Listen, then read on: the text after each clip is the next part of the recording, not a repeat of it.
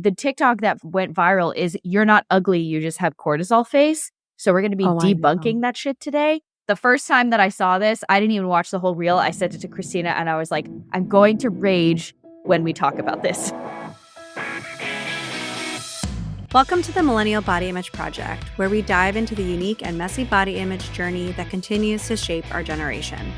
We're here to flip the script on toxic wellness culture, challenge weight stigma, and tackle the intersectional forces that shape how we see our bodies and our health. Because your body is not a problem to be fixed. Hey friends, and welcome back to the Millennial Body Image Project. As you can tell by that intro, the tea is hot today. Quick little update before we get into the tea today. Next week starts our holiday content. So you're going to notice that the next 4 or 5 episodes, whatever takes us through the December holidays, are almost all going to be holiday-related content and about setting boundaries for the holiday season around food and health and wellness and nutrition and body image. And while we're going to be doing a lot of this on the main feed, there's going to be even more deep dives and bite-sized short episodes over on our Patreon. So just wanted to give you a little bit of a teaser before that starts coming out next week. Speaking of Patreon, this weekend, we also have a completely unrelated to holiday topic, just really fun episode talking about pop culture, talking about books, talking about Christina's finally read the Agatar series, and she also had a lot of conspiracy theories. So this was kind of like an accidental recording that just turned into a fun bonus episode. So that will be out this weekend if you all are interested. The link will be in the description. Time to talk about some bullshit. If you're on TikTok. Even if you're not, you've heard of it. Yeah, oh my gosh, I know it's everywhere. But according to TikTok, we're all suffering from cortisol face and we need to do something about it. And the reason why your chin ain't snatched is because you got cortisol face and you got to do something about it. You got high levels of cortisol pumping through your veins and everything. It's causing wreaking havoc all over the place. And that's why you don't have that nice little chin snatching happening. Listen, everybody got high cortisol already. That doesn't mean that we have cortisol face. Tell me something we don't already know. America is stressed AF. It's funny because you know how we've been talking about the last couple episodes. Low-rise jeans are coming back and millennial fads from when we were in high school are coming back. This shit is also coming back. This is just adrenal fatigue. 10 years later. It's the same thing. Recycled. But it's like there was a period where it was like, oh my God, thigh gaps are back or whatever. And then there was like this outrage of, no, don't tell us to be small again. And it's now you're trying to do the same thing, but it's like the TikTok that went viral is "You're not ugly, you just have cortisol face." So we're going to be debunking that shit today. It's the same shit, different day. Wolf in sheep's clothing, whatever you want to call it. It's just these people who are trying to peddle freaking supplements.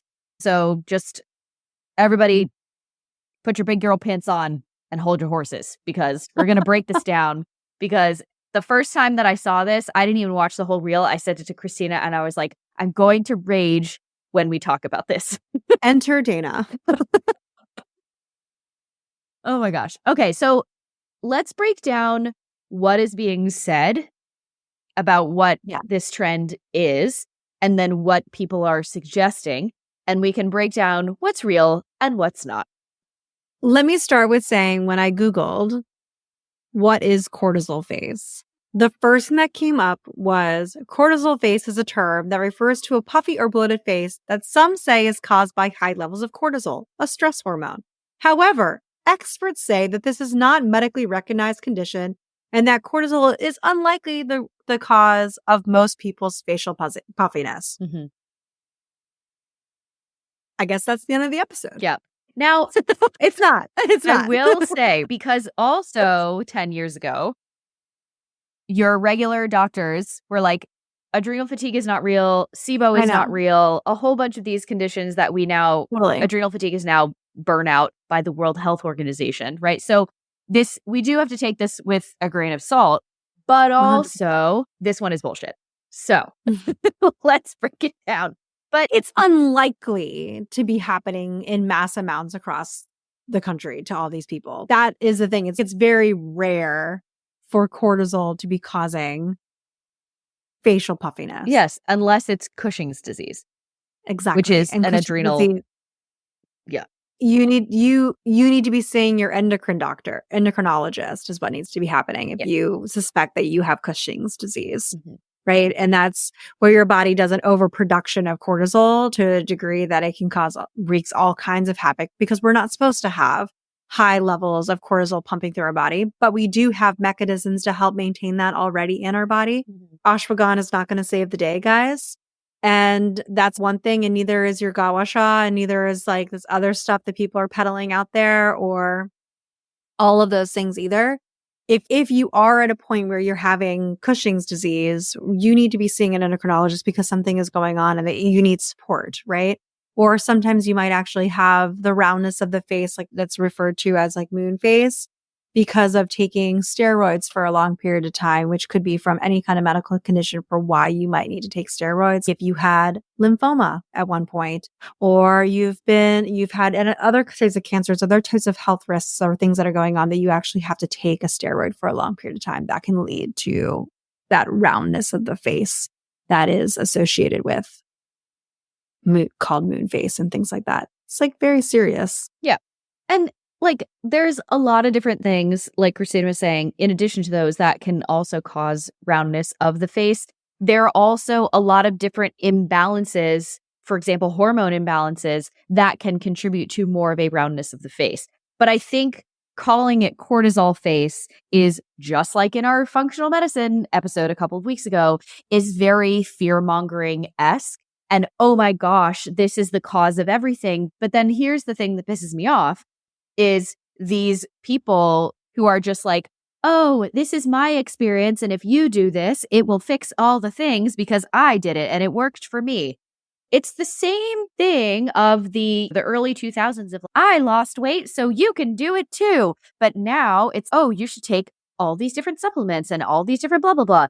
And first of all, we've seen this many times and said this many times. Please don't just start taking random supplements that you see on TikTok or Instagram or whatever without getting the advice of a practitioner that you work with, because there can be a lot of different interactions, especially a lot of these different supplements that people are recommending are specifically adaptogens or herbs. And there can be a lot of different, very nasty side effects of not only taking these on their own and unintended side effects, but especially if you take other supplements or if you take other medications or if you have certain health conditions or if your stress is very high. I don't know, include every single person on this planet. Ashwagandha isn't going to fix all your problems. Rhodiola rosea is not going to fix all your problems. Reishi not going to fix all your problems. Ice rolling your face is not going to fix all your problems. And taking 10,000 steps a day is not going to fix all your problems. So let's all calm down a little bit.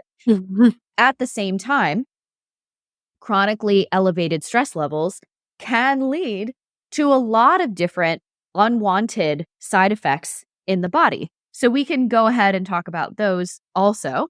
But everybody needs to calm down about cortisol face because, first of all, not everybody has even what they're trying to describe as cortisol faces. Oh, if you have had prolonged elevated stress levels for a very long time, then your face is automatically going to develop this roundness. I think we've debunked that is not true. Or highly unlikely. Like you would have to have Cushing's disease for that really to be Yes. the contributing factor for that. I think one of the things that I keep thinking about is, yes, we're all stressed, right? And yes, we're feeling these things. And yes, we may have noticed like a puffiness in our face or feeling like a swelling or whatever. I get it, right? Or feeling like we've noticed changes in our body that we feel uncomfortable with or that are new or whatever it is. And then you see these types of ads come up and all this stuff. You're like, man, I have been stressed. Oh my gosh. Like maybe that is a contributing factor for why this is happening to me. And maybe I should get this thing, right? That's very pervasive. It's like very convincing for why you would maybe want to do these things. But I think we have to take like a major step back and say, let's identify the fact that yes, I have been stressed. There has been a lot of stress in my life. Okay. Perhaps I need to start back at the baseline, back it up way back and say, what is causing stress? What do I have control over that's causing stress, right? In my life? Is it a systemic thing? No one's coming to save me anytime soon from all of the things. And then also at the same time, also, it's what else could be contributing to this? All right. Sometimes our facial puffiness is from a lack of sleep. Raise your hand if you've ever been personally victimized by poor sleep. Do you have children? Do you have young children? Do you have stress at work? Are you overwhelmed? Are you having a difficult time paying for your groceries because things are mad expensive? Like all of these different things. And I find it to be very frustrating for me when I have these types of ads come up is, okay, you're stressed and this is why your face is round. And oh, here you go. Let me drop another thing for you to be stressed about and feel like it's your fault. What? That is like completely contradictory to the message at hand. You're telling me that I have puffy, like even let's say your face is puffy because you're stressed, right? Now you're just telling me that my face is puffy and it's my fault because I can't manage my stress well? Here's another level of stress for you. Now let's start stressing about that. The thing that really annoys me the most about this, I guess there's like a lot of different things, but it's that you can't. Let's take the scenario where you have been stressed for a very long period of time. And listen, I could see a scenario where someone who has had extremely high levels of stress and cortisol pumping through their system, they have no resources or way to manage their stress. They're constantly living in a very high stress environment. They also have a bunch of other factors that are leading to inflammation, general swelling in the body. High cortisol can lead to sodium retention, which can lead to some swelling in general. And then maybe you're also taking medications and maybe you're also not sleeping well. Maybe also you have allergies, okay? All of these things can lead to some facial swelling and swelling in many different areas of the body. Taking a supplement is not going to fix that. No. And it's rolling ice on your face. Or neither is, not to say that those aren't supportive things as part of a larger thing that you're going to be doing to help get to the root of supporting your body, right? Those can be very therapeutically supportive interventions and things that you can incorporate in when you're working with a licensed practitioner to help you navigate those things for all the reasons that Dana said at the beginning of, hey, watch out. These don't always play nice with a lot of different things. So you have to pay attention to that. But also learning, I don't know, maybe all these, yes, they can be part of something, but they are not going to solve the world's problems and they're not going to solve all your problems. And my thought is too, is okay, so you do these types of things and it may be decreased. It's just going to come back the same the next day. If we don't get to the root of what's going on, we're just going to continue to have those types of issues moving forward. And it's going to just be a continuation of that. So we have to take a second and check in and do all that too, and see what is going on underneath all of this. And how do I support all of those things at the same exact time? Like, why am I so stressed? Let me list all of the things. How can I support all of those things at the same exact time? And how can these things maybe play a role in supporting it? But to think that we're going to take some kind of medication or whatever the thing is that these TikTok creators are peddling to you, if you're going to think that's going to take it, maybe your face is less puffy that day. But if you have high levels of cortisol, that facial puffiness is just going to come right back. Or all of the other reasons why you would have that, right? Fluid retention, blah, blah, blah, all the different things that can happen, the sodium, whatever. All of those things can continue to happen if you continue living in the same kind of stressful state that you're in all the time. We have to figure out a way to build some resiliency in there and reduce some of that for yourself and create support to reduce that. Yeah. That is the heart of it. Well, let's go back to that. Right. And two things to come up with this as well is, one, the original creator who made this video, you have to know that when she made this video and when she's stitching herself, right? So she's like, oh my God, look at me. I was so ugly. My face was so round. Who is she? I'm not the bitch in that picture, blah, blah, blah. And I was like, okay, first of all, calm down, drama queen. But the funniest thing to me is that the main comments under that is, girl, you were a teenager and you've just lost your baby fat since then.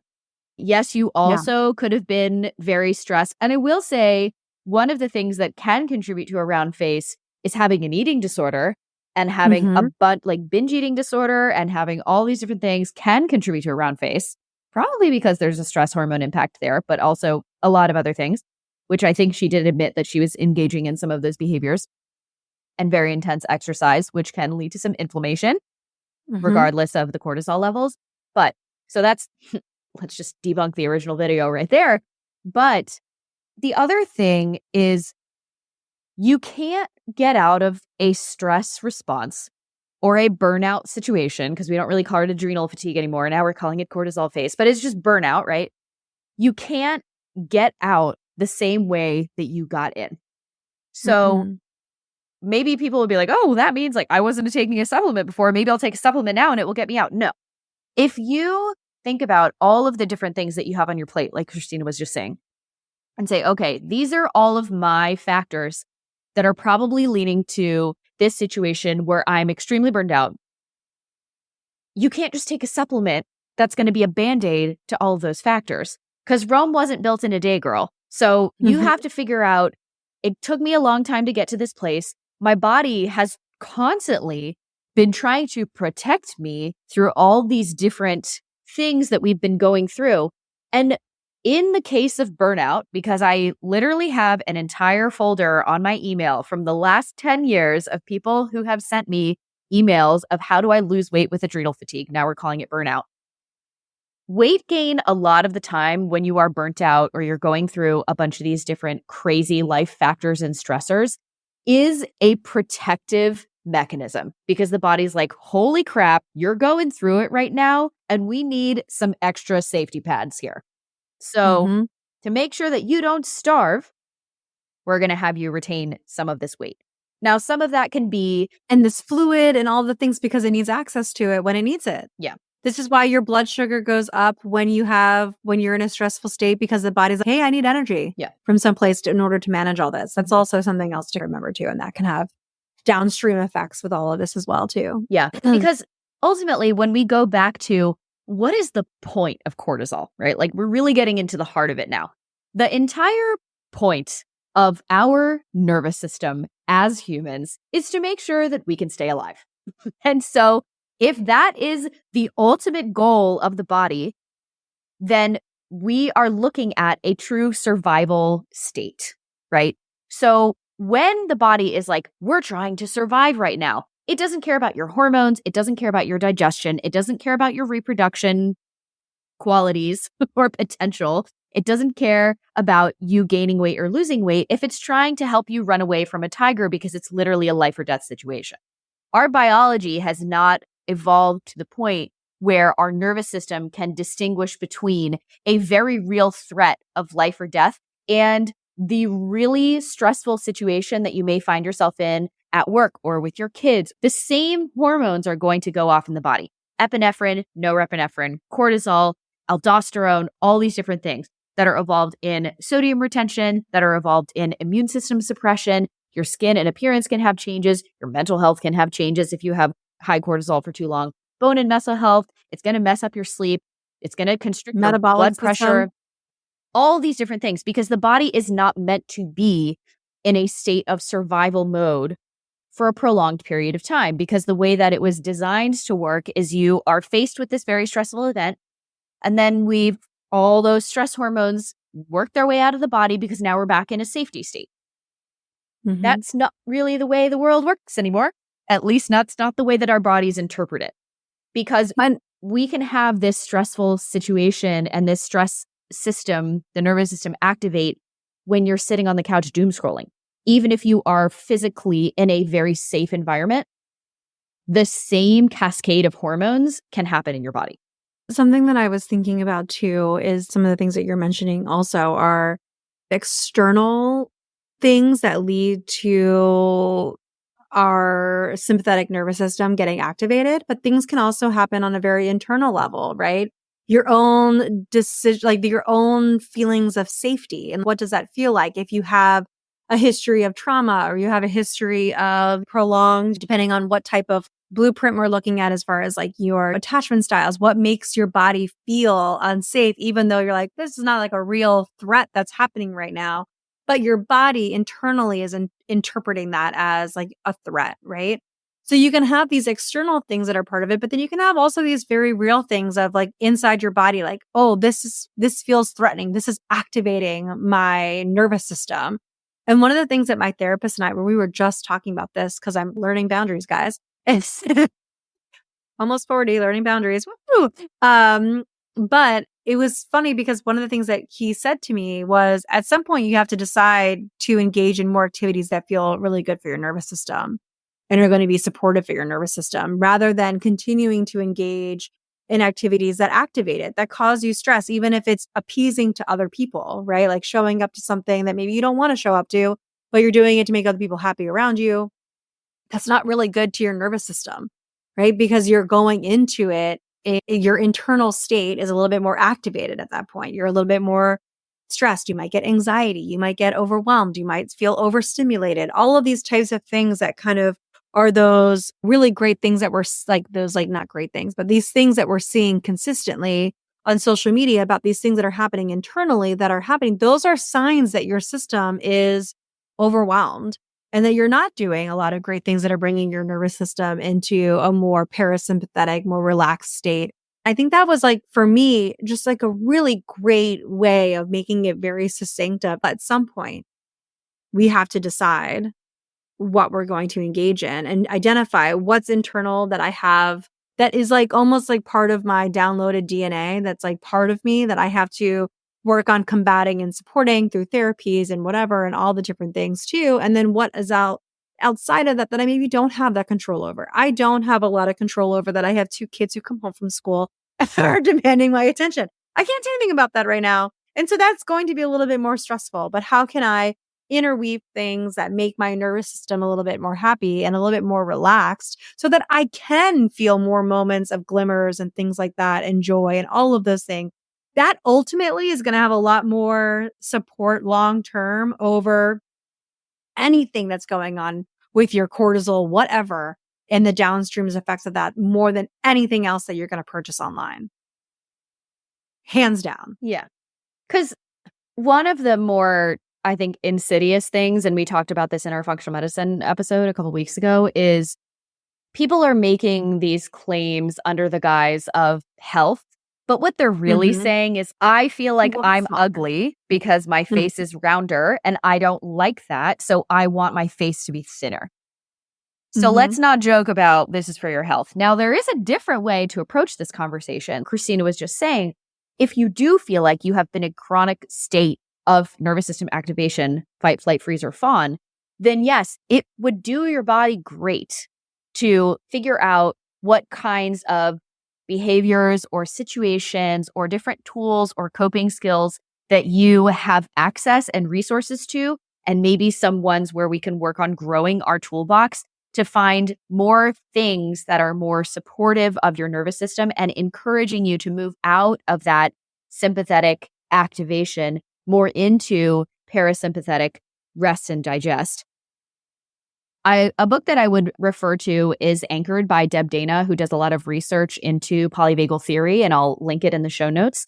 And she talks about all these different states and different ways that you can develop an anchor when you're in a stressful situation or if you are activated, and trying to develop this sense of having an internal anchor over time, not even necessarily an external one. A person is your safe place, a home is your safe place, or something else, because you're going to be out in the world and you're going to be activated. And maybe you might be reactivated if you have a history of trauma and it comes out of nowhere, right? So developing not only different coping tools and resources, but also having this notion of an anchor to come back to within yourself can help quiet the noise even just a little bit when you're in those situations.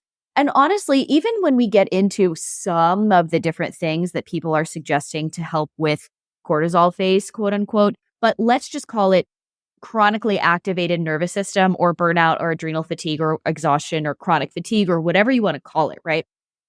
Some of these things can actually be very helpful in bringing you back into regulation. Now, when we look at it as what we tend to refer to as a wellness productivity checklist, that is not going to help with your stress because that's a whole nother thing that's just going to add to your stress bucket. However, when we break down some of the things that we're talking about, like if you really love gua sha or face rolling or any of these things, that can be a way that you can carve out some time out of your day for yourself, right? That in itself can start to help carve out this routine or carve out some time where you're like, you know what, I'm just going to take your this. body. slow down Yes. your mind, slow down your system, like, Yes. like all of those things, right? And no, I appreciate where you're coming from. I think earlier on we were talking about how they can be therapeutic Mhm. type of add-ons into this. But one of the things that I was thinking about, I've never read that book, Anchored, that you're talking about, but when you were talking about it, it really reminds me of the type of therapy with interfamily systems, and you're creating your more authentic, like anchored self in the center. And then you resource that in moments where you're feeling activated or when you're feeling overwhelmed or overstimulated, activate that. You have that available that you can go back to.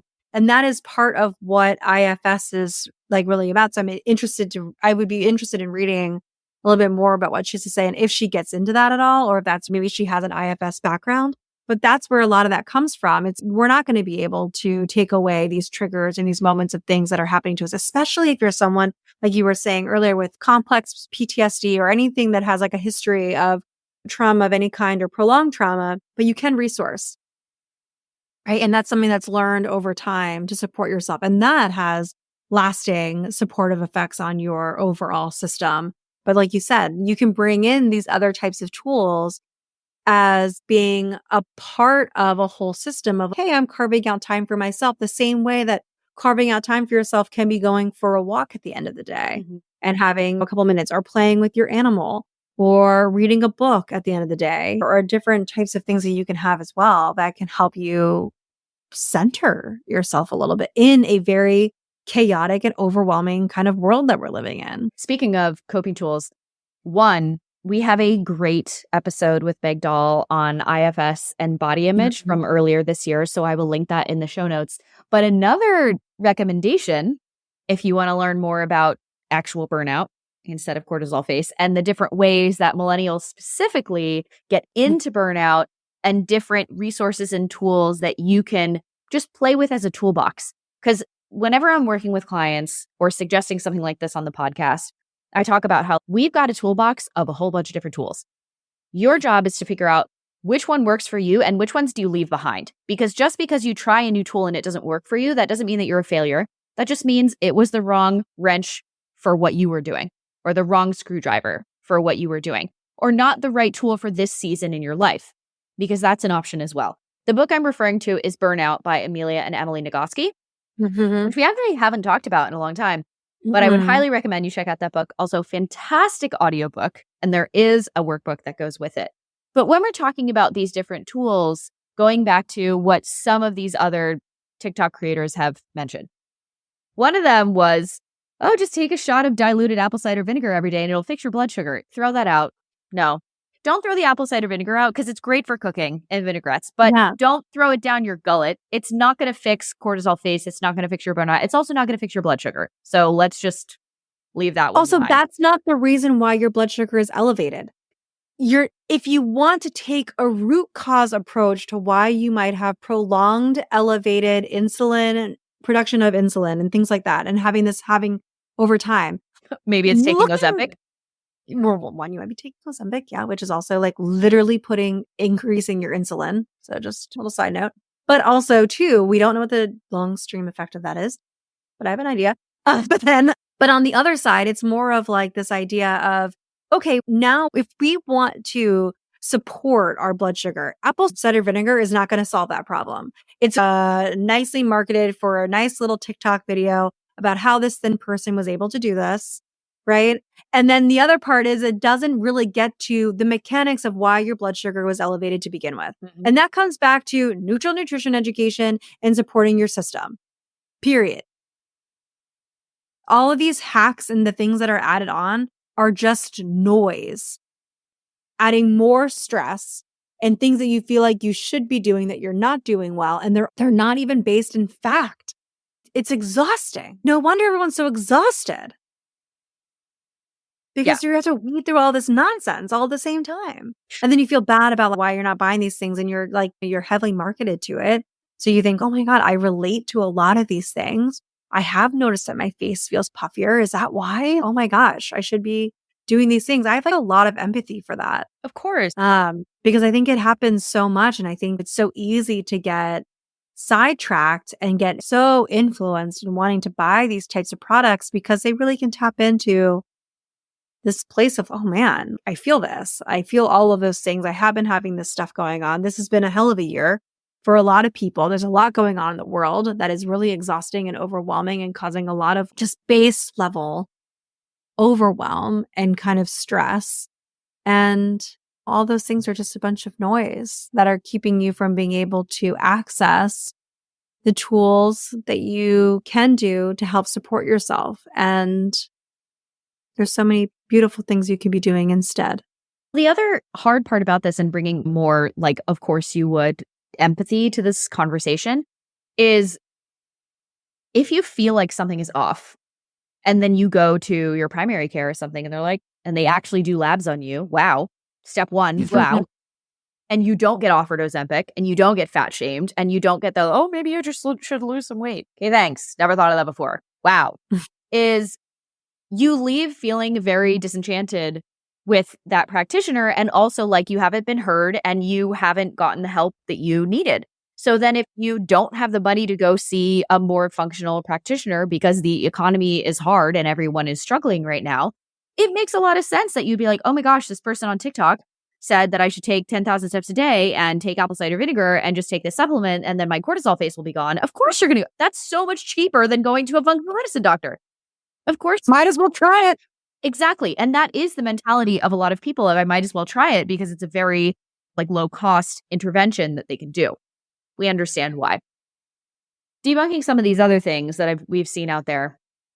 We won't even go into the specific supplements because there's honestly so many different ones, but please just don't take supplements willy-nilly. The other thing that I do want to talk about is the 10,000 steps a day thing, because that's been going around forever. And first of all, 10,000 was just a made up number. Yeah. It was not based in any kind of scientific fact or anything. They literally plucked a number from around a room and decided 10,000 steps. There was no scientific evidence behind that. There has now since been research to show that taking 5,000 steps a day can be very helpful. But here's the thing is a trend that I've been seeing with a lot of these creators, and been there, done that, okay, is when you go to this place of 5-6 days a week, high intensity interval training, running yourself into the ground, and then you're like, wow, I've really been running myself ragged and also under eating. And you switch to walking instead. Your body is, dear God, thank you. Your nervous system is like, oh my God, low intensity. We've been asking for this forever. So yes, in comparison to constant high intensity interval training, really heavy weightlifting, any kind of relative intensity for you, because intensity is relative for everybody. And I think that's really important to note is what's intense for an Olympic athlete is going to be way different than what's intense for me, what's intense for Christina, and what's intense for this different person down the street, right?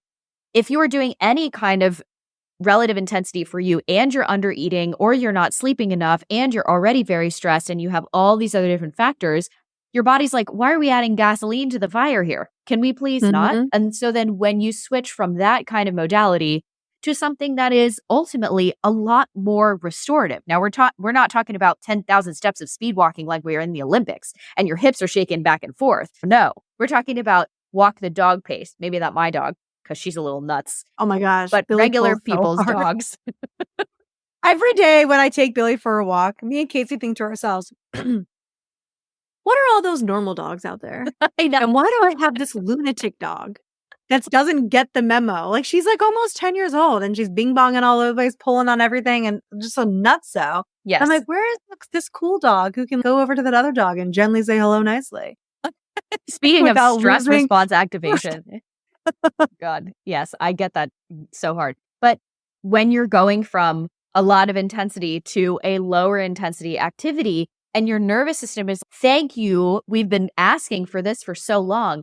That is, in comparison, a relief to your nervous system. And that can be a very restorative activity that can help lower your cortisol. Now, if we want to make this practical for everybody, going for a gentle walk, no matter how long it is, can help your nervous system calm down. Unless walking is painful for you, then that's obviously not going to help your nervous system calm down. Yeah. You know, what you're saying about having your nervous system calm down is interesting too, because one of the things that I was thinking about with one of the therapies that I have gotten really into and have really seen profound effects on my own stuff and my own nervous system is EMDR therapy. And what EMDR therapy really is about a bilateral stimulation and things that can stimulate bilateral stimulation that we would do that are like nervous system supportive or things like walking, right? Because you're moving your legs in a bilateral stimulation. Things like reading because you're moving your eyes in a bilateral stimulation and things like that. So it makes sense to me that having some of these slowing down types of activities would be really supportive because they're also supported with the research for bilateral stimulation for our nervous system that actually helps with the vagal nerve, which is, I think, very interesting. And so if you can't always access all of those things, but you're in therapy and your therapist is doing bilateral stimulation, you might find after you're leaving and you might have really great support through those things too. It's very interesting. And then one of the other things that I was thinking about too, when you're talking about the movement and the exercise is our old episode about, are you addicted to cortisol? Yeah, I can link that in the show notes too. That's from right. Because that whole episode was all about those high intensity workouts and the long stream effects on your cortisol and how you can get addicted to that adrenaline rush. And that stimulates your stress response over and over again. So like what you're saying, Dana, it makes a lot of sense that if you're going from something like high intensity workouts and then all of a sudden going to something that's a bilateral stimulation that's much more restorative, it makes sense that your system's going to be like, ooh, little hug. Like, thank God we finally slowed down. Mm-hmm. Yeah. Yeah. So here's, I think, what we can leave you with in a little bit of an action step is take a little bit of an audit. What's in your stress bucket? What are all the different things that are contributing to your general stress levels? Because everybody has a degree of stress. If you are a person who's, I don't feel stress, you actually have a lot. So you're just dissociated from your body. So that's something to keep in mind. Also been there, done that. I get it.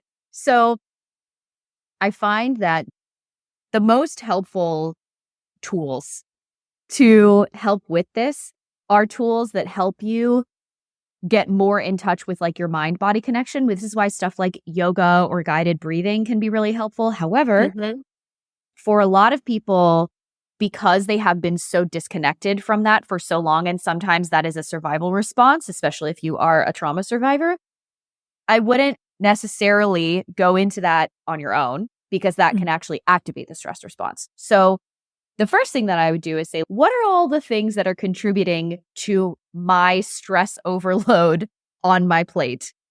And also remind yourself that no supplement is going to fix that. So then you can look at, do I have tools and resources to help? And we prefer to say process your stress rather than manage your stress because manage, I think, is very outdated. But do I even have tools and resources available to me in an attempt to process my stress? If you don't, now's a great time to explore what sounds like it might be nice to try. And if you feel like the tools that you currently have or the resources or time that you have right now is not allowing you to try those tools, maybe it's a good time to just explore and see what might be helpful for me. And remember that even if you try a tool that has worked for so many other people and it doesn't work for you in this season of your life, it doesn't mean that you're a failure. It just means it was the wrong screwdriver for whatever project you were working on. Or whatever your body needed. So true story, talking about that yoga thing. So this is like a little side note that might be that like people might relate to. But I went to, this was like 13 years ago or something like that. I signed up for a sound healing with some friends of mine. And we're in the middle of it. And all of a sudden, everyone seemed so peaceful and so relaxed. And my heart rate was going boom, boom, boom, boom, boom, boom, boom, like pounding the whole time. And I got so overwhelmed in there. Like I was basically having a panic attack. I had to leave, which I later found out was because it was too intense for my nervous system at the time.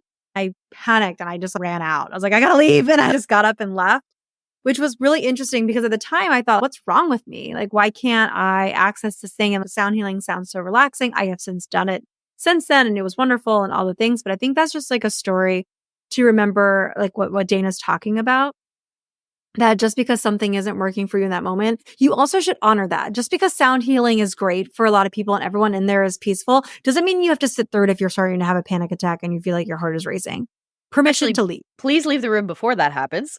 Yes. It was weird because it was like all of a sudden my heart was pounding. I was like, why can't I just relax? What's wrong with me? Oh, because I was living in a very stressed state at the time. And it hadn't been processed yet. And we were doing something because it was like the way the sounds were going. It was bilateral. I'm like, oh my God, this is way too I learned later on, way too overwhelming for my system at the time. But I think that's really interesting to remember too, that permission to leave and to find something a little bit more gentle if something is too intense. And then also too, remembering that there's not something wrong with you. Your body's telling you a story and it's our job to listen, interpret, and then honor it. Speaking of modalities, we will leave you with one last recommendation, I would say. Another thing that has been going on for a while is these somatic workouts. Oh. And you will hear, not everybody, okay? But there are certain, I would guess, segments of these practitioners who do somatic workouts who basically say, as Christina likes to say, shaking your hips around on the ground is going to release all your trauma. And it's not. Newsflash. It's not. And two, we have an entire episode deep diving into that. So if you are interested in our deep dive thoughts on that and really breaking down what are the claims being made, similar to today, what are the claims being made? What does the science actually say? Why this is really not the best idea, because just like Christina's experience, this is why this brought this up for me, is like some people who do certain modalities when they're trying them out are like, oh my God, this really is activating me instead of relaxing me and releasing a lot of this stuff. That doesn't mean it's you. That means it's the thing was not right for you and maybe not right for anybody. Clearly it's right for somebody because somebody's making a lot of money off of it. But we will link that in the show notes, as well as the FS episode that we talked about with Meg, the Are You Addicted to Cortisol? We'll also link the functional medicine episode. And we would love to hear your comments on this discussion, or if there's any other craziness trends that you would like us to break down on a future episode. Yes. Goodbye. Bye. Hey friends, and thanks so much for listening to today's episode all about debunking some of the craziness over on social media. If you're interested in more content like this, bonus episodes, be sure to go join us over on our Patreon community. You can also access bonus episodes over on Apple Podcast subscriptions. If you have any questions on this episode, you can always find us at Millennial Body Image Project on Instagram, email, YouTube, TikTok, literally everywhere. Millennial Body Image Project is where you can find us. And we'll see you next week starting our holiday content.